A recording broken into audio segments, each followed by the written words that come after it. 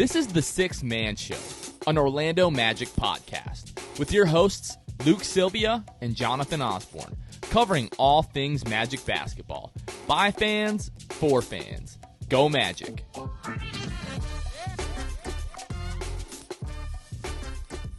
What's going on, Orlando Magic fans? You guys are back with the Sixth Man Show. Today is June 13th, 2022, 10 days from the NBA draft. Jonathan Osborne here. A healthy dose of KT, producer Kevin, this week. What's up, man? How are you? Hey, Jonathan. I'm doing great. Great to be back. Back-to-back episodes. A new record for yours truly. Don't get used to it, but no, just kidding. Glad to be here as Luke is finalizing his journey back to Central Florida. Whole family moved, got there safely. They're getting settled, and we'll see him back on the show soon. Yep. Kevin, every single time, I know that, you don't love being on the show, whatever the case is, but every time we do one of these, we get, multiple comments. We love Kevin on the show. We want more Kevin. So just keep that in mind. The listeners love to hear from Kevin. So we love having you on the show. I appreciate you stepping in while Luke is making his journey across the good old US of A. And, it's good to have you back. We got some exciting stuff to talk about on this episode. We want to catch up with Kevin, and we haven't really gotten Kevin's take on how he feels about the number one pick and who he might be looking at. We also got probably the biggest piece of Magic news since the draft lottery. That Thursday, Jabari Smith Jr. worked out for the Orlando Magic and met with the media. We're recording this actually Friday night just because our schedule is this week kind of crazy. So if we miss anything Saturday or Sunday and you're listening to this on Monday the 13th, that is why. But before we get to that, Kevin, the Lightning win Game 4 at home, and we said on the podcast the other day, it felt like Lightning in 6. They go to Madison Square Garden, big third period, 2 goals in the third period, and the Lightning are coming home with a chance to close out the series and go to their third straight Stanley Cup final. How are we feeling? I know it's a little weird because this episode's going to come out Monday, and so the results of Game 6 are going to be well documented by then. But we said momentum is in Tampa right now. We said all they had to do was win 1 at MSG, and they did. So they got a chance, Game 6, to win it at home, go to their third straight Stanley Cup final. We'll see what happens. Like I said, as you're listening to this, you already know what happens. Hopefully they've done it. If not, they've got a Game 7 at MSG, which is tough. This group has done it before. I was about to say, this has been done before. That's right, at MSG. But the weird thing is right now is that Tuesday night is supposed to be Game 7 at MSG. Justin Bieber has a concert scheduled at MSG. Did you hear about Bieber today? No, I didn't. He no longer has a show scheduled for Tuesday night. They pushed it. No. What? It's unfortunate, actually. He's got some kind of virus that is affecting his ear, and it's paralyzing one side of his face. What? It's called Ramsey something syndrome. Whoa. Go to his Instagram, and we're believers here, folks. Bieber is fire. I don't care what anybody says. Absolutely. You go to his Instagram right now. There's a 2-minute long video. He literally cannot move one side of his face. The eye on that side cannot blink, and when he moves his eye, the other eye tracks, but it lags behind, if that makes sense. Yeah. So everything that I've read says that it is treatable, but he's canceled quite a few shows, is my understanding. Wow, I it's totally pretty missed scary. that. I mean, there's a joke in there somewhere about Commissioner Gary Bettman maybe poisoning him with something so as to not conflict with Game 7. But that dude's weird. But anyway, Kevin is a morbid guy. Yeah, that's true. I am. But no, I hadn't seen that, dude. That's crazy, man. Poor Biebs, man. We can't have that face be ruined. Come on now. Yeah, I mean, his voice still sounds the same, so I don't even... But while you got all that kind of stuff going on, it's best to just rest up and take care of that. So, yeah, that will not conflict not anymore with potential Game 7. But hopefully we don't need it. Hopefully we don't need it. But like we said, 2015, now it was Henrik Lundqvist at the time, a little bit different goaltender. But it's so funny that the Lightning go up 1-0, and Rangers fans are chanting, Igor's better. Even the ESPN announcers are talking about, tonight, Igor has been the better goal. It's it's 1-0, and if it wasn't for the posts, this game might be 2-1. Yep. So But yeah, it still doesn't sound like there's going to be any Braden Point in this series anytime soon. I know we've heard about him hitting the ice before the games and stuff, but Right. We'll see. yeah. But yeah, that was a great game. That was fun. Sergachev, Yeah. unlikely hero, but 2 goals Yeah. in game 5, and the Bolts are coming back home. It's going to be like their 280th consecutive sellout. Yeah, I think the last one was 282, so it'll be 283. It's really weird man. for a team that doesn't play in a hockey town. Yeah. 280 something consecutive sellouts. Yeah, not a great hockey atmosphere if you ask Mike Wilbon, so whatever. Unbelievable. Clown. All right, Kevin, another thing that I wanted to talk about, I know you haven't had the opportunity to watch it yet, but Hustle came out, the new Netflix movie with Adam Sandler, starring Adam Sandler and Juancho Hernan-Gomez of the, what team is he playing for now? I think he's playing for the Denver Nuggets. But the cameos in this movie, like Kenny the Jet Smith, the whole like inside the NBA cast makes a cameo, but Kenny actually has a pretty significant role in the movie. Boban, Luka, Trey Young, our own Moritz Wagner. We'll talk about that in just a second. He's in the movie. Aaron Gordon, right? Aaron Gordon's in it. Just like there's probably a solid cameo. You're like, hey, I know. Like Drew Hanlon is in it. The Pure Sweat. Like he's one of the most popular trainers amongst the NBA guys. He's in it. Willie Hernan-Gomez is in it. There's actually a pretty funny scene where Juancho's character, his name is Bo Cruz, where Bo goes to work out with some of the Spanish professional guys, and Willie, his brother, is one of the guys on the Spanish national team. Jose Calderon's also in it. I was like, oh, wow. That's kind of funny. It's his brother. They actually know each other in real life, but isn't like the professor on there too, right? The professor, some of the and one guys are in it. Yep. Yeah, it's really, really, really great. I mean, like Dr. J's in it. Wow. Anthony Edwards is in it, plays a pretty significant role. He's like the main antagonist of the movie. Nice. And it's just phenomenal. Like just the trash talking, getting inside like the main character's head, just really did a great job in that movie. Tobias Harris is in it. Okay. Matisse Thybulle, Tyrese Maxey, Seth Curry, basically like the whole Philadelphia 76ers starting 5 outside of Embiid. Yeah. I know you haven't seen the movie, Kevin, but essentially the plot is Adam Sandler is a scout for the Philadelphia 76ers, and in the beginning of the movie, he's in Germany. He's scouting this guy who is projected to be the number 1 overall pick.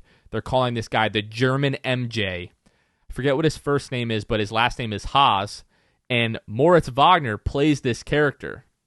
And Adam Sandler's character, sorry folks, this is spoilers. Sorry if you haven't seen the movie, you might want to skip ahead a few minutes. But Adam Sandler like knows that there's something about this guy that the Sixers should not draft him. And he's in the scouting room, he's in the war room, he's telling the organization, like, don't draft this guy. And they end up drafting him, and he ends up being a massive bust. So it was a really bad omen for an Orlando Magic player to be in this movie, be the number 1 overall pick in the draft, and be a bust. When I saw that, I was like, this is not cool. Yikes. 2.5 weeks away from the draft. I'm not feeling this. But and a basically 7-foot light skinned center, that kind of thing. Yeah.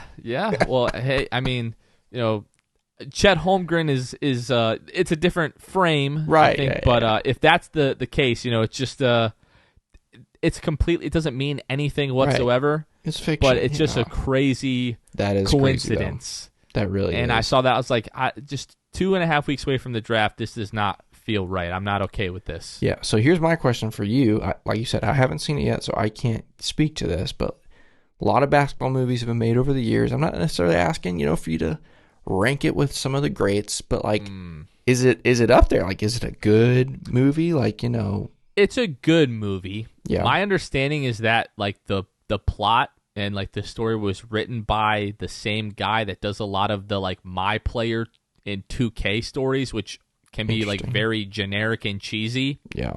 And there is an element of that to this movie.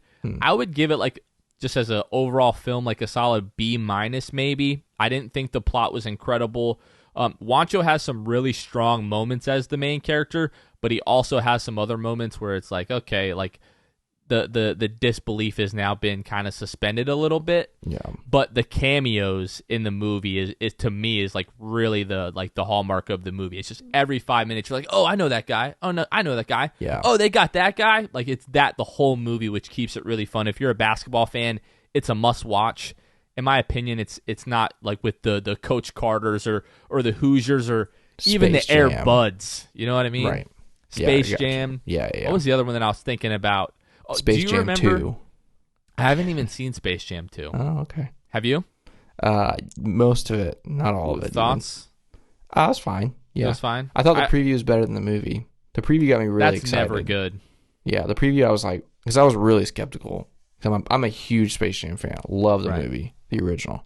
So Classic. I saw the preview and I was like, you know what? This is gonna be good, and it was fine. Right. Whatever. Some people hate it. I didn't hate it necessarily, but Were you a big Disney Channel original movie kid as a child? no. So not you really. don't remember Full Court Miracle? I mean, I know it, but no, I couldn't tell you. Luck anything of the about it. Irish? Nope. Nope. Never heard of that. Full Court Miracle, I always loved that movie as a kid. And like looking back, it does like a really good job of like explaining like Judaism a little bit and just kind of like the I guess the story of Hanukkah, you know what I mean? So Yep. that I always found that pretty cool. It's just a great movie. Good basketball movie, but yeah, Hustle, good movie, but not like in the upper echelon of basketball movies all time. But it's a fun watch if you guys, have, I think it's like almost 2 hours long. If you guys have 2 hours, sit down and watch it. It's a lot of fun. Sweet. All right, Kevin, let's talk about the night of the draft coming up on June 23rd at Harry Buffalo, starting at 5 o'clock.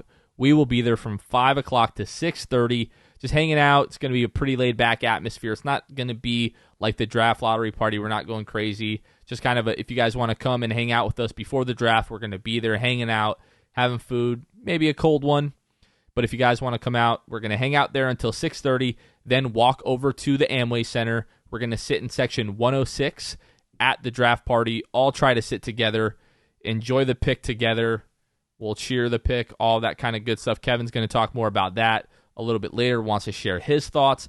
But make sure you guys go download the Orlando Magic app if you don't have it already. That is where you can secure your tickets for the draft party. You won't be able to get in the building without those. They are free, but download the Magic app and go ahead and secure your tickets. Before we get into some more Orlando Magic basketball, we do have a new patron this week. Shout out to George Hoppy. He is our newest patron. Thank you so much for supporting the show and kind of coming alongside us and helping us do what we love to do. We shout out our new patrons like that every week. If you want a shout out like that and you want to become a patron and help support the show, you can find us at patreon.com/the6man show. We have 3 awesome tiers that you can select from, a number of benefits, depending on how much you want to help support the show. But every little bit counts. We really, really appreciate it. And then we do shout out every patron each week. Hey, the list is Jonathan? getting long. Jonathan, I'm going to interrupt you here. I've got an idea. Are you ready for this? I'm throwing a curveball at you. I'm ready. I want to read the patrons today. Please Can I do it? Yes. I would welcome that. Yes, sir. All right. I'm going to read off our patrons. Thanks to the patrons. Here they are.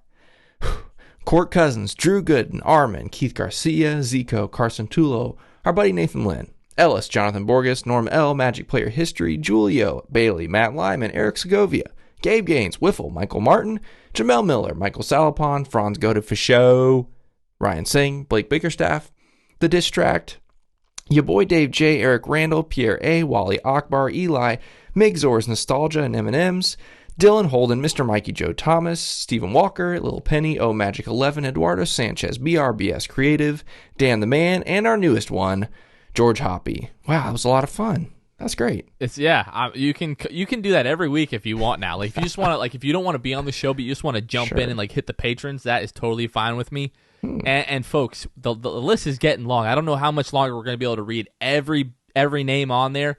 Technically, our Patreon says like our top tier, we will read them on every episode, but we just love you guys so much. We've been doing every single name, but just for the sake of getting through the episode in under 2 hours, at some point we are going to have to like make a cutoff and make a decision there. So, but seriously, appreciate your guys' support so much. It helps us do everything that we're doing, and every little bit helps. So thank you guys so much. We love you guys. All right, Kevin, the biggest piece of Orlando Magic news since the draft lottery. We've had, workouts. The Magic worked out Keegan Murray. They worked out a ton of other guys kind of slated to go like late first round or maybe into the second round. But we finally got one of the guys slated to go in the top 3. By all accounts, like reports, how much stock you want to put into those, that might be a separate conversation. Vegas betting odds, but by all means, this guy is the favorite right now to go number 1. Jabari Smith Jr. from Auburn worked out with the Magic on Thursday for reports say close to 2 hours, which I'm not an expert, not familiar with kind of pre-draft workouts, but that is supposed to be longer than what is typical. And then met with the media afterwards. I think Wendell Carter Jr., Franz Wagner, Jalen Suggs, Jonathan Isaac, Cole Anthony. I think they were all at and witnessed the workout. So, Kevin, did you have a chance to watch the media availability afterwards and kind of what were your takeaways? Yeah, I did. I think it's interesting. First off, what cracks me up is how the ways that people have reacted to this so far. Like you've got some people that say, "Oh, it was 2 hours. They loved him. That means they just couldn't get enough of him. They wanted to." You got the other people that said 2 hours. Oh, that means that they saw a lot wrong with his game and they were testing him out. And I was like, nobody knows. Like right now, we're filling airtime. These people that are saying that stuff, they're writing stuff for clicks and all that stuff. It's kind of silly season right now. So that always made me roll my eyes and the rumors that are out there that this front office just doesn't leak things. So as long as we true Magic fans keep that in the forefront of our minds. Don't believe anything you read. This front office doesn't leak things. But with that said, the one thing that we can see with our own eyes was the media availability, which went like 9 minutes, 12 minutes, something like that. 9 minutes. It was pretty lengthy. And so definitely watched that a couple times. Nothing really stood out to me, and he's a decent interview. It's also got to remember he's 19 years old, and so he fielded questions well. My favorite part was someone asked if he was nervous, and he was like, "I'd be lying if I said I wasn't." Which I love. That's great. He should have been nervous. His first, by the way, this was his first of only 2 workouts. He said this was his first one. The only other one he's going to do is OKC, which I find interesting that he wouldn't also go to Houston at least, but got a lot of confidence that he's going to go in the top 2. But yeah, so I love that answer. Loved hearing him be honest about that. Like I said, should be nervous, not only because it's his first pro day, but this is the number 1 pick and the team with the number 1 overall pick, And so every player wants that, that title, being first overall. And so that was cool. I loved him talking about, like you mentioned, the guys that were there, kind of, hanging out with him, at the workout and kind of treating him like one of the guys. They didn't just blow him off. He mentioned that and stuff. So that was kind of cool. But yeah, all in all, good media availability. Obviously, wish that we could have seen the actual workout, but that'll never happen unless we draft him. And then maybe someday that footage will be released. But all in all, it was pretty good stuff. Yeah, I saw today that Nikola Jovic worked out for the Denver Nuggets, and they actually posted some of his workout footage. So I'm like, interesting. Part of me, like a real small part of me, wishes the Magic would do that because you just get a little bit of a peek behind the curtain. Right. But overwhelmingly, I'm happy that they don't leak anything because it does not benefit them at all to do that. It makes us happy because we like to see more stuff, but there's no good that can come out of it from the Magic to leak that. You know what I mean? If they post the video and he does really poorly, maybe they lose some leverage trying to trade out of number 1. Yep. If he does really, really well, that's great. But maybe other teams are just like, no, you guys can take that guy. We're gonna draft our guy. So it doesn't really do anything for them. I want to play devil's advocate just a little bit here with you, Kevin. Just because listening to, I try to pick up on context clues in terms of maybe that's how the workout went. So when they asked him, were you nervous? Oh yeah, I'd be lying if I said I wasn't nervous. And then they were asked him a question about Jamal Mosley, hey, how did he interact with you during the workout? And he's like, oh, well, I'm a perfectionist, and I get really down on myself after a miss. And he was just telling me, oh, don't worry about it, just have fun. So those two, I'm like, maybe the workout didn't go that well. Is there anything to that? There is now. I hadn't really heard it that way, but now that you say that, so you're saying maybe he had a lot of misses, and so Jamal had to keep picking up. That's interesting. The one thing that I saw that was not a red flag, but it was I had a hint of orange on the flag, and this is stupid. This is kind of the silly season stuff I'm talking about. One of the questions was, could you see this being home? Like, could you see this being your place? And there was like a pause. Like, it wasn't like, oh, 100%. Yeah. It was like, yeah, I can tell. I was just like, but again, we're nitpicking. It's dumb, but I thought that as well, but just to be perfectly honest, I listened to it like 5 times just because, I'm just trying to pick up on like every little nugget that I could. Like after like the 3rd or 4th time, I just took that as like, he didn't want to just be like, oh yeah, definitely. Like, yeah, I want to be here. I don't want to be anywhere else kind of thing. Cause he does still have to have the other workout with OKC, and you don't want to make it seem like you don't want to be in OKC. Like if he ends up there, you kind of get off on the wrong foot with the fans if it was like, oh no, I only wanted to be in Orlando and now I'm just kind of stuck here. Right. And again, only 19 years old. Obviously, his father being in the NBA, he is kind of, that professionalism has been passed down, and he's been kind of groomed to know how to talk to the media probably from a young age when he started to get a lot of recognition as a basketball player. So he's been coached up on some of this stuff that I think. But yeah, the thing that I thought was cool about the guys being there and about them kind of interacting with him is the night that we get the number 1 pick, Wendell takes to Instagram and is like, man, whoever the pick is, we're going to welcome you with open arms. And it's one thing to say that. It's another thing to actually do it. You're at the lottery, like the lottery pick draft workout, a guy who, like, ultimately some of these guys are going to be competing for minutes with, and you're there, like, talking to him, making him feel welcome. Sounded like they were even, like, motivating him, like, throughout the workout and stuff. That's a lot of NBA talk is about culture, and it's kind of a buzzword. Everybody says it, but in my opinion, and we're a lot closer to the team than a lot of people, but it's real. Like the culture that we are building here in Orlando is actually special. You hear people say that all the time, but we just have example after example after example after example of that. Now, I think we've got to be coming up on a year of Jamal Mosley being hired, and it seems like from that point, the culture really started to change. Not that it was bad before. This was not like a toxic environment, but Jamal Mosley and the coaching staff and the players that we've brought in, everybody's buying in, and the culture is really changing here in Orlando. So it was super encouraging to hear that. When asked about kind of what separates him from some of these other draft picks, he just simply said, like, it's my will to win. I feel like that's what really separates me. I just want to win more than, he said, my life goal, my mission in life is to win an NBA championship. Yeah. When I heard that, I was like, ooh, I like that. I like that. Yeah, that's good. Yeah, just speaking on having the team there, at least most of the team there. And this isn't like this is a consensus number 1 pick type draft like we've talked about. It's one thing if it's like a LeBron draft and you're like, okay, this is the guy we're going to draft. Let's send everybody, all the teammates, come in for the workout. This is going to be your future teammate, so might as well start now. It's not one of those things, I guarantee you John and Jeff aren't telling the guys right now who they're going to draft, and so they just presented opportunity. Hey, Jabari's coming. We'd love for you to be there. And then that's the number of guys that showed up. Now, talking about guys that are poking holes and coming up with theories. Now, when Chet and Paolo have their workouts this week, we need to keep tabs of how many guys are there. Jalen Suggs will absolutely be there for Chet, 100%. Of course. Yeah, and Wendell will probably be there for Paolo, like a Duke connection, But I don't think Chuma was there at Jabari's. I'm not saying that's anything, but if I would have guessed anybody would be there, that would have been my guess. He at least wasn't listed. I don't know. A couple people said, just because we didn't see him doesn't mean he wasn't there. But that's true. But you're right. Yeah, he might be out. Maybe he's recording a new record, maybe a new album. There's always that chance. He could be filming music videos, all kinds of things with Big Chum there. But yeah, it was just exciting to know that. Okay, we are starting to get these guys in the building.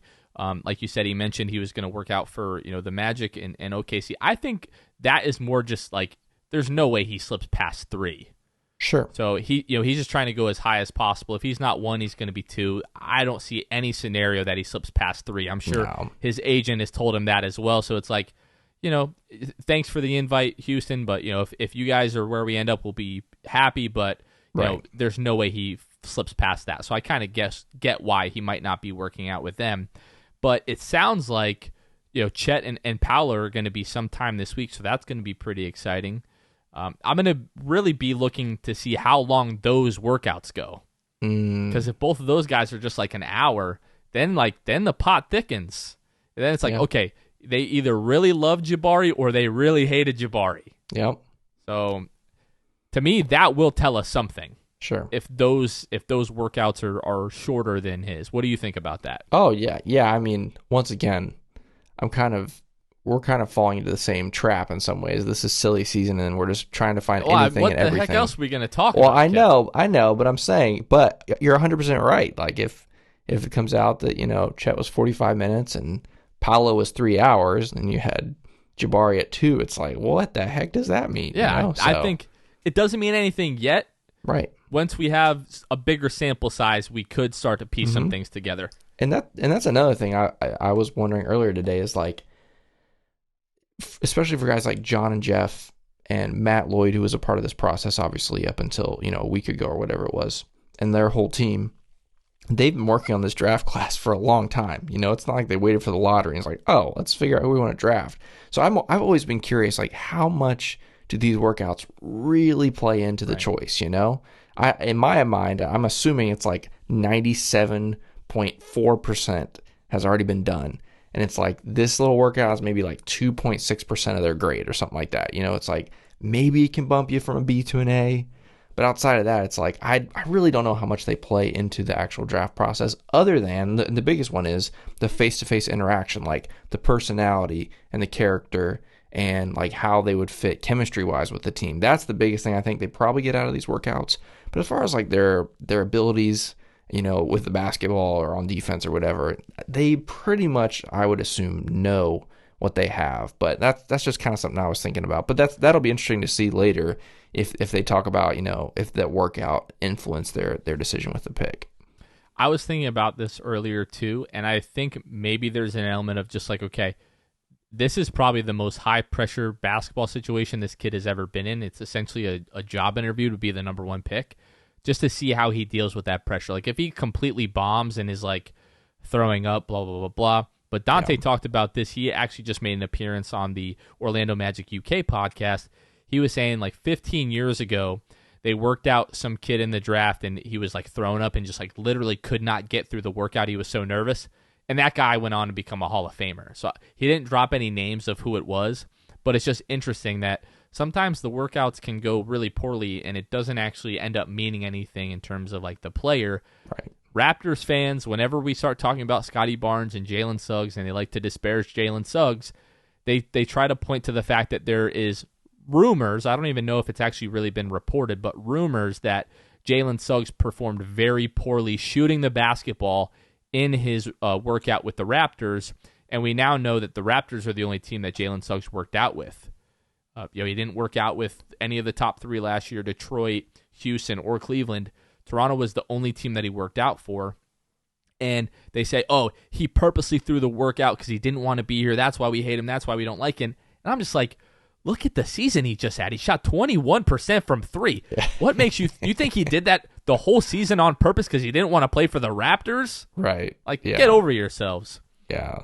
But, yeah, it's good. I would love to know, like you said, how much of the workout actually plays into. Maybe if guys are like super close and they're having a hard time deciding between one guy or the other, right, then maybe the workouts really do come into play. But I think I probably would be similar to your thinking that most of the work is already done. This is more about just like getting the guy in the building and finding out what he's really like in that kind of environment. See if he's coachable, see how he interacts with, the staff in the building, and not necessarily like the basketball ops side, but like the people in the cafeteria and the coaches and stuff like that. Like, what kind of person is he? I think, especially with this front office, it's probably a lot of that. That's what I was going to say, especially with this front office, especially with this organization. Even predating this front office, this organization has always had a very high emphasis on high character guys. They just don't draft guys with baggage. Like, they just really don't, for better or worse. We've missed out on some guys, basketball-wise, because of that, ever since, this franchise has been around, really. And so, yeah, I think you're right. I think that's probably the biggest thing they look for in these workouts. But we got a couple more coming this week, so that'll be interesting. Now, Kevin, I want to kind of pivot and talk about your feelings about the pick. One thing that just came to mind as you brought that up, and I've been thinking about this just kind of randomly over the last few days. Nobody really knows what the Magic are going to do, but it always feels like Vegas kind of has an idea of what a team is going to do or the outcome of a certain event. Paolo Banchero is like far behind Jabari and Chet. Jabari, the last I checked, was like minus 400. Chet was like plus 350. Paolo was like plus 2,500. So far behind the other two in terms of odds. One instance that happened this year while he was at Duke was the issue with Krzyzewski's grandson and Paolo being in the car while Krzyzewski's grandson was driving under the influence of alcohol. That kind of run-in that they had with the police there in Durham. Do you think potentially that is? We always talk about if these guys have baggage, if they're not high character guys. I was like, how could he be so far behind these other two? And that's one of the only things that can come to mind. I don't think it is a big factor, but that I'm just trying to grasp how they think he is such like a far third, choice for the Magic. Yeah, I would find that hard to believe that is the thing that has influenced Vegas. Maybe that's something that influences the front office. I still and it's hard. I'm conflicted because Vegas always knows. Like that's why they're so good at what they do. Someone asked me on Twitter. Sorry to interrupt you. Somebody asked me on Twitter, "Is Vegas ever right?" And I said, "It's an entire major city built on people losing their money betting. Right. They are right most of the time. That's how they make money. It's a multi-$100 billion industry because they get it right, But like that's where I'm so conflicted is like I know Vegas gets it right, but I also know this front office doesn't leak. So how is Vegas so confident in this pick when I'm still convinced that this front office has not leaked a word to anyone about what they're going to do? So that's where I feel super conflicted. But to answer your question, I would have a hard time believing that has influenced Vegas. But like you, I'm shocked at the gap between Jabari and Paolo. It just blows my mind. My thinking, and again, it doesn't make sense because they don't leak anything, but if Vegas is adjusting those odds because they know somehow how the front office feels about like that kind of incident. We're getting way deeper into this than I wanted to. It is most likely completely insignificant, but it's the dead part of the season before the draft, and I'm just racking my brain about this stuff kind of all day long, and now that is what is spilling out. But Kevin, Luke and I, we've been talking about this for the last 4 or 5 weeks now. We've had a ton of guests on the show talking about this. We've kind of run through our feelings about the number one pick a million times, it feels like at this point. We have not heard your thoughts or kind of your thought process and how you're feeling about the number one pick. So I wanted to take this opportunity to ask you, Kevin, where are you at right now? Yeah, I'm going to give an answer that not a lot of people are going to like. I don't know. Like, I'm so torn. I thought you were going to say Shade and Sharp at 1. I should have. No, I'm kidding. I should have. I'm so torn, Jonathan, just because none of these three guys, I don't look at them and I go, that's the guy. Like, I haven't experienced that yet. And that's probably a good thing because in the past I have experienced that and it hasn't worked out. Like, I thought Mario Hezonja, I thought that was a great pick. I was like, Kroby, like, man, this guy is going to be awesome. Dude, how excited... Did you watch that first Summer League game? Of course, yeah. That was one of the best days of my life. It was great. Oh my gosh, yeah. So all that to say, like I don't look at any of these three guys and go, oh, I want that guy.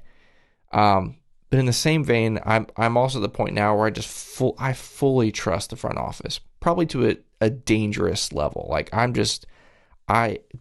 they could draft one of those three guys. They could draft someone not even on the radar on draft night at number 1. And either way, I'm going to be like, okay, that's the guy. I trust him. For me, I don't know if I should put this all on one pick's shoulders, but it's the Franz pick that just like solidified that for me. They've had some good picks along the way. Definitely had some misfortune in the injury department, but the Franz pick for me, I mean, it's just the biggest home run we've hit in a long time. Can I ask you a question about that really quickly? Because some people have countered that in saying they just got lucky with Franz because if they would have known that he was going to be this, then you take him at 5. No, yeah, I maybe let me back up. I think the only way let me back up. I think the Magic knew what Franz could be. I think Franz became that earlier than even the Magic expected. Maybe I think that's the way I would look at it. That's fair. Because I think I think the Magic, obviously by drafting him 8 when people expected him to go mid first round or later, the Magic knew what they were getting, but I think even Franz is ahead of their schedule. I think that's what it comes down to for me. But either way, you also have the chance at 5 to get a super elite talent. And I would also say there is a chance that if Jalen Suggs goes 4, that they do draft Franz at 5. I'm still convinced of that. But I think oh, sorry, go ahead. I was going to say, I think with Jalen falling, they were like, man, we got to risk it for the biscuit. Like, we have a chance to get a guard and a wing, with these 2 picks. And I think they went for it. But I genuinely think if Jalen's picked 4, there's a chance that Franz goes 5. I still think that. I also genuinely think that there's a chance that the Magic felt like they just had this like uncovered gem that no one else knew about. Mm-hmm. Because he has a workout with the Magic. The Magic still have never confirmed that they had a workout with Franz Wagner, but Franz Wagner said it on like one of the All Access episodes, right, like recently after he was drafted. He was saying Orlando was the only team that I worked out for, and they kept that completely under wraps. They still haven't spoken about it to this day. So they promised him. They said, "Do not work out for anyone else, and we will draft you at 8." So the Magic were like, we don't have to draft this guy at 5 because nobody knows about him, and he didn't work out for anyone else, and we're going to draft him at 8. A lot of mock drafts had him going like 10, 12, 13. So when the Magic took him at 8, people were like, whoa. Even we were like, whoa. Right. So we weren't expecting him to be there to be the pick at 8. But yeah, I think I'm there with you. I trust the front office because of the Franz pick. Yeah. Now, I'll just give my thoughts on the 3 guys. Jabari for me, again, it's another one of those guys. I know Jabari's the favorite. I know Jabari's also the favorite with a lot of Magic fans too. I recognize that. I think Jabari has definite potential, obviously. Like, his shooting stroke is beautiful, and he's got the ability to knock down shots from all over the place. I also love his defense. And all those things combined, you're like, man, you should love this guy. I'm still not there. Like, I like him for sure. Is he number 1 overall pick talent? I don't know. Chet, I think, has a ridiculous ceiling. Like, he's such a question mark. He also has a potentially low floor. Like, let's be real. He might just be a rim protector who can also, cut to the basket or, pick and roll, occasionally pick and pop out. But he is the most intriguing one to me because I'm like, what he could become is so tempting. But I really love Paolo. Like, Paolo is a dog. Like, we do not have a primary, get me the ball guy, and Paolo is that. And I love that about him. He's the one that I think is maybe would be the most challenging to fit with the guys that we currently have. With guys like Jonathan Isaac But like I said, I just love the fact that you could get him the ball and he's just going to go get a bucket. Like, we don't have that right now. I think some guys maybe could become that, but that's what I love about Paolo. And that's why I just don't understand the gap between Jabari and Paolo. So all I had to say, I still don't have a favorite. I know that's lame, but that's the honest truth. Like, I'm okay with any of those 3 guys. And even if the front office reaches to someone else, I'll trust them. But that's kind of where I am right now. Maybe that'll change in the next week and a half, but that's kind of where I am.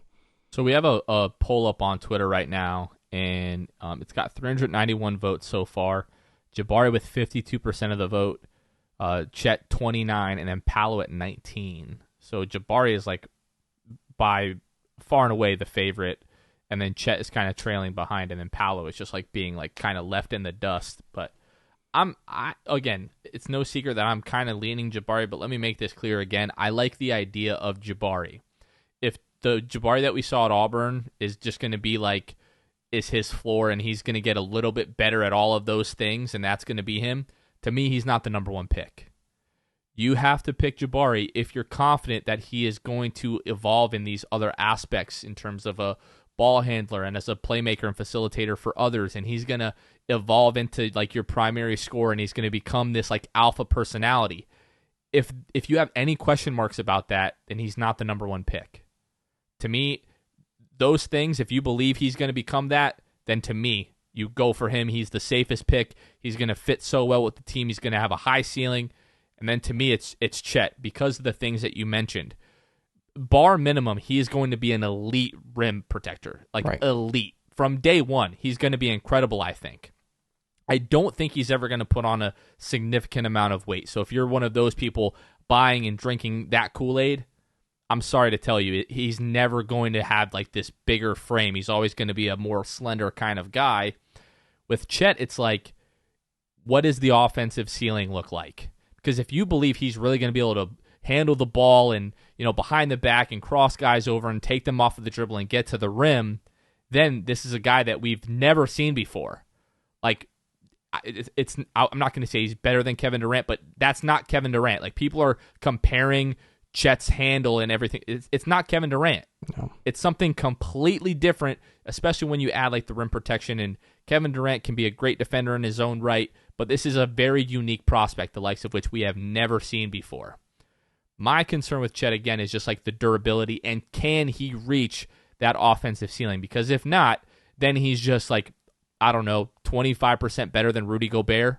Right. And is that a guy that you take at number one? I don't think so. Then we go to Paolo. And Paolo is the guy that, like you said, is a dog. Just give him the ball, he can go and get a bucket. Some people are questioning whether he's going to be able to use that physicality at the next level. The kid is still only 19 years old. Yeah. Let's not act like this is as big as Paolo's going to get. That is Right. not the case. The kid still has plenty of time to put on another 15 to 20 pounds and use that physicality. I don't think we've seen the pinnacle of his physical and athletic ability. That is not the case. Can the shooting, improve a little bit? He had a really good stretch at the end of the season that kind of brought his numbers up a little bit, but he also had a really cold stretch right before that. So the 33%, I'm pretty confident that's where he is, at least the end of the season at Duke. Now, has he improved on that since losing in the Final Four to my North Carolina Tar Heels? That is very possible. With Paolo, a lot of people are questioning like the defense. I see the capabilities there for him to be a solid defender. I don't think he's going to be this turnstile that a lot of people seem to think. That doesn't make any sense to me, especially if he ends up with a team like the Magic with the coaching staff and the culture that we have. So I am literally okay with anyone in the top three. My preference is Jabari. My heart says Jabari, but it's the idea that he is going to evolve into this type. And I'm trusting John and Jeff to make that decision. If they don't pick Jabari, I'm going to say, okay, he's not going to evolve into that, so he's not the number one pick, and we're going to rock with whoever the guy is at one. Yeah, that's where I am, because all the question marks that we have for all three of those guys, the Magic front office is going to draft based on their assumptions that they are going to improve in those areas, right? I mean, you talk about Jabari and Chet. If Chet is drafted number one, they're going to say, okay, we're drafting him number one because well, first off, we know he's a great defender, but because we're drafting number one because we believe that he can evolve into a great playmaker, ball handler, primary guy, whatever. And same thing with Paolo, except Paolo's would be more so, can his range be extended consistently, and can he play at least decent defense? And not just because of the culture of defense that we have, but our personnel as well. Like, there are a ton of great defenders now surrounding whoever this pick is. It could be Jonathan Isaac and Wendell Carter Jr., Franz Wagner, whoever, Jalen Suggs, Markelle Fultz, line him up with whoever you want. You could potentially kind of, I don't want to say hide him, because I don't think he's that bad of a defender, at least not right now. But either way, like I said, full trust in the front office. I'm excited for the mystery of this. Like, this is kind of fun. I hate that, we still have to wait so many days, but the mystery of not knowing who we're going to have is kind of fun. Yeah, I think it may be a little more fun than a surefire number one pick. Now, obviously, I'd rather it be a LeBron or something where it's like, he's going to be a GOAT. But this is still fun. I like the banter on Twitter and stuff, as long as it stays, clean and non-toxic. There's been some toxic stuff out there, but all in all, a lot of fun, and we'll see how it shakes out on draft night. One thing, and I don't just keep ringing the Jabari bell, but I think one thing people are not talking about Jabari enough, because he is such a great shooter and he is just so dynamic offensively, is the kid is a legitimate defender. Yeah, like, absolutely. you put this guy next to Jonathan Isaac or Wendell or Franz Wagner with Jalen Suggs and Markelle Fultz. Like, if we draft Chet or we draft Jabari, I am not going to accept anything less than a top 10 defensive team. Right. Anything outside of that is a failure. And I think it would not be difficult for this team to end up top 5 defensively in the league with that personnel. Right. That is, to me, like, you can put that up against any defensive personnel in the league with that kind of squad. Yeah, especially because, I mean, I don't have the numbers in front of me, but they ended up, I want to say top 15 last year or close to it. Definitely down the stretch, they were in the top 15 in the last couple months of the season. I remember that.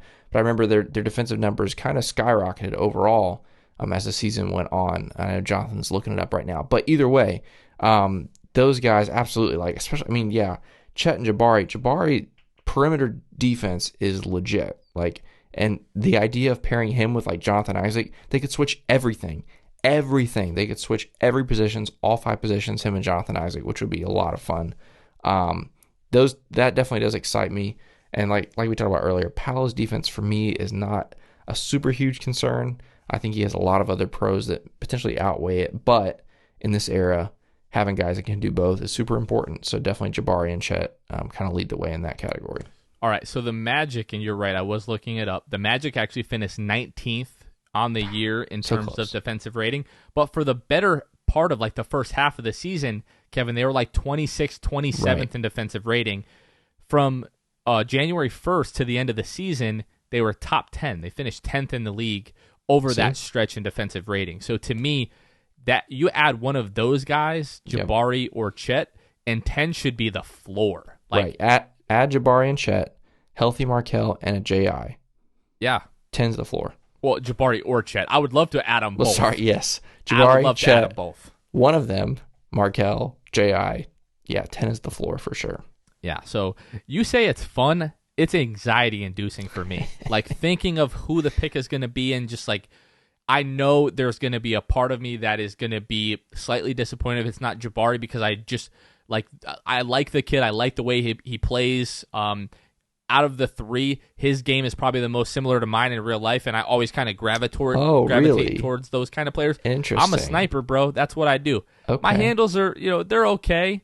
I'm not anywhere near the defender, but that's my thing. Like, I've always been one of the smaller guys on the court, and if you want to stay on the court at the rec as a small guy, you got to be able to shoot the ball. You're know not what wrong. I'm saying? Yeah. And, of course, the Magic have needed a shooter for 10 years. So, yeah, I like the idea. There will be a small part of me that is going to be disappointed. I'm not going to lie about that, but I am still going to act accordingly no matter who the pick is. And I think this is a good segue for you to kind of take over the conversation here. Yeah, we started this campaign at the 6-Man Show. Came from a conversation that the 3 of us had. Kevin drove the conversation. Let's be honest. Okay. Well, I was just thinking about the fact that over the years, we watch the different drafts, and ESPN comes on, and sometimes they'll even have a camera, like it's a watch party or something. And I was like, man, we're gonna have the number one overall pick, and so all the eyes are gonna be on Orlando. Specifically, all the eyes are gonna be on Amway Center. And I was like, man, with some of the toxic stuff we've seen on Twitter and some of the really strong opinions, which are great. Opinions are great. Let's be very clear. I would just hate for the Magic to draft someone that maybe was a surprise, maybe wasn't the popular pick, maybe wasn't the favorite, and to get a negative reaction at Amway for multiple reasons. Number one, because of the national opinion. Like, I don't want, like we said, I don't want to be on ESPN and show guys booing and like flicking cameras off or whatever, like at Amway. Like, I know it's extreme, but it's been done before. Like, let's be very clear. I was at the old Amway Arena in 2000, what year was that? 6? Did we draft JJ? 2005 was Fran. 2006, I think, was JJ. I was there for that. I was young, but 14, I guess. I booed that pick. I was not a JJ Redick fan in college. I was a child, and I booed JJ Redick, and he ended up becoming one of my favorite Magic players of all time. Not just because of him as a player, but because of his development. Like, when he first came in the league, and his first couple years in the league were tough. Like, he was not seeing the court. He was not good, but he evolved as a person, evolved as a body. Like, he grew his body really well. He became a better athlete, and then ultimately a great basketball player for the Magic and for several other teams. But I don't want us to boo for the national spotlight. But above all else, I want a positive reaction for that player, because that player is going to see it. And I would hate for their first impression with Orlando and with the Magic fan base is for them to be on Twitter or TikTok or YouTube and see people like booing him. Like, what does that do for a 19 or 20-year-old young guy who's just had this amazing momentous occasion in his life, and the people that are supposed to be cheering for him aren't, and in fact they're doing the opposite? So we came out with this whole like cheer the pick campaign, and it's not because we want people to be fake. Like, we don't want you to go up there and like cheer jubilantly if they pick, you know, Keegan Murray at 1. Like, obviously we're going to be surprised at something like that, but also, by the way, if someone's going to surprise us, it's going to be this front office. I keep saying it, but if that happens, like, we're going to be surprised, but I would be devastated if our reaction was to boo. Like, if the overall reaction in the room was to boo that. We can be surprised. We can be taken back a little bit. Like, whoa, all right, Keegan Murray, let's go. Like, the end result needs to be positive. Like, we need to be cheering for the pick. We need to be cheering for the front office. We need to trust them that this is the right move. And years down the road is our time to react negatively if it doesn't pan out, you know. I think Jeff and John know that their jobs are on the line with this pick. Like, you can't get this wrong. You can't get the number 1 pick wrong. And they know that it may not be next year, it may not be the year after that, but, you know, year 3, year 4, year 5, if this pick doesn't pan out, you know, they're gonna be losing their jobs by then. So all that to say, this campaign came about. We want positive reaction. You know, we don't want you to fake it, but we just don't want the negativity, the toxicity. Like, that's the kind of stuff that gets us on the map for all the wrong reasons. That's the stuff we want to avoid. And so between Cheer the Pick and our second campaign that's coming out today that I'm starting is put your phone on Do Not Disturb when we're at the draft, because if you spoil the pick for us, I am going to banish you. Did you guys see what happened to the Lightning fan at MSG? That would be. No, I'm just kidding. I'm totally kidding. That's a little far, I'm Jonathan. totally kidding. Just a little jokey joke. Just a little jokey joke. Okay. I don't advocate violence. I just want to make that clear.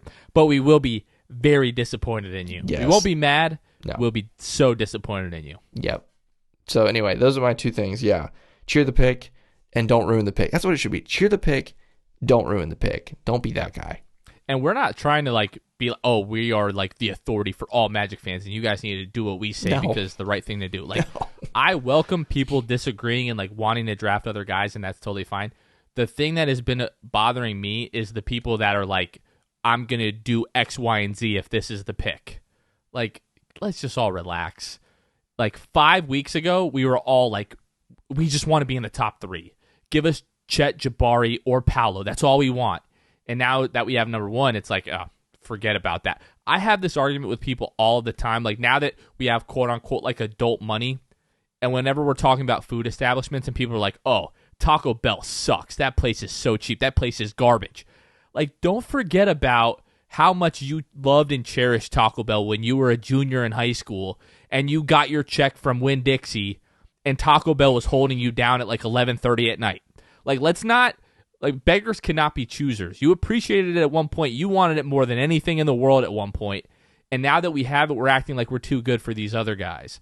And we talk about, oh, we love Franz. Like, we weren't sure about the pick at the time, but I think we're all pretty happy with the pick at this point. And to me and to Kevin and to a lot of other people, it has built a lot of good faith with the fan base to where if it's not the guy that we are super excited about, we're going to say, okay, I don't know about this, but for now we're going to trust you.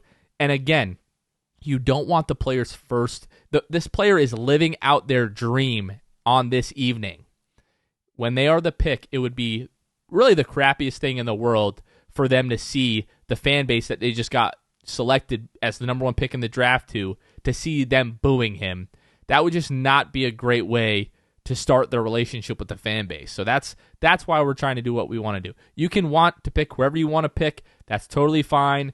You reserve your right to not go crazy if it's the pick. You reserve your right to, 6 months from now, if they're not playing well, or 2 years, 3 years, you want to call them a bust, you want to do them, whatever, that is totally fine. We're just saying for the night of the draft, while the cameras are on us, do not boo the pick. Just act appropriately at that time. That's all we're saying. And we're saying shut your freaking phones off. Absolutely, 100%. Kev, I think we squeezed a lot of juice out of this episode. We weren't sure how we were going to do it, but we're rolling into the 50 minutes here. Do you have anything else that you want to add before we go ahead and sign off? I don't think so, man. I'm excited. The clock is ticking down. I'll be there, and I know you'll be there, and I hope everyone at home listening or watching will be there too. It'll be a fun night, a momentous night, a night for the ages, one way or another. This is a big moment for the future of the franchise, and we hope to see you there. It's going to be a big part of Orlando Magic history, so don't miss it. Again, we'll be there the night of the draft at Harry Buffalo from 5 to 6:30. Walk over to Amway for the Orlando Magic draft party. Sit in section 106. Not going to boo the pick. We're going to put our phones on Do Not Disturb, and we're going to have a great time. Get your tickets for free. Download the Orlando Magic app and get your draft party tickets. If you don't have them, they will not let you in the door. Kevin Tucker, round of applause, man, for stepping up during these few episodes where Luke has been driving across the country. So really appreciate it, man. Always love having you on. People love hearing from you, so appreciate it. Thank you so much. But for Kevin Tucker, this has been Jonathan Osborne. You guys are listening to the Six Man Show. We will catch you guys next time. See ya. Thanks for listening to the Six Man Show. Be sure to subscribe on iTunes, Spotify, Google Play, and Stitcher to get new episodes downloaded directly to your phone. Please take a minute to give us a 5-star rating and a review. It would really help us out a lot. Follow us on Twitter and Instagram at Six Man Show and like us on Facebook. We'll catch you guys next time. Go Magic.